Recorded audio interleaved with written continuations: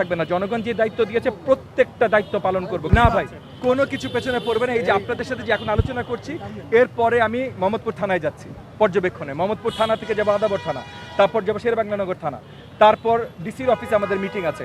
এই রোজার মাসে যেন আইন শৃঙ্খলা সঠিকভাবে মেনটেইনড হয়, কি করতে হবে। ইতিমধ্যে কমিশনার অফিসের সাথে আমরা আলোচনা করেছি যেন মোহাম্মদপুর থানা এবং আদাবর থানার ম্যান পাওয়ার বাড়ানো হয়, এবং ম্যান পাওয়ারের সাথে তাদের গাড়ি এবং অন্য সব টহল দেবার জন্য, এলাকায় কন্ট্রোল রাখবার জন্য আর কি প্রয়োজন সেগুলোর জন্য সব কিছু আমরা করছি ইনশাআল্লাহ।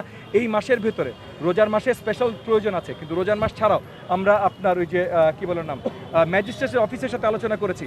আমরা বাজার ভিজিটে যাওয়া শুরু করবো এই উইকেন্ড থেকে, আগামী শনিবার থেকে আমরা বাজার ভিজিটে যাওয়া শুরু করবো, যেন মূল্য নিয়ন্ত্রণ সঠিকভাবে করা যায়। সো না ভাই, কোনো কাজ পিছিয়ে থাকবে না। জনগণ যে দায়িত্ব দিয়েছে প্রত্যেকটা দায়িত্ব পালন করবো। কারণ মনে রাখেন, জনাব তারেক রহমান যে দায়িত্ব দিয়েছে সেটাও কিন্তু উনি জনগণের কাছ থেকে দায়িত্ব পেয়ে তারপর দিয়েছে।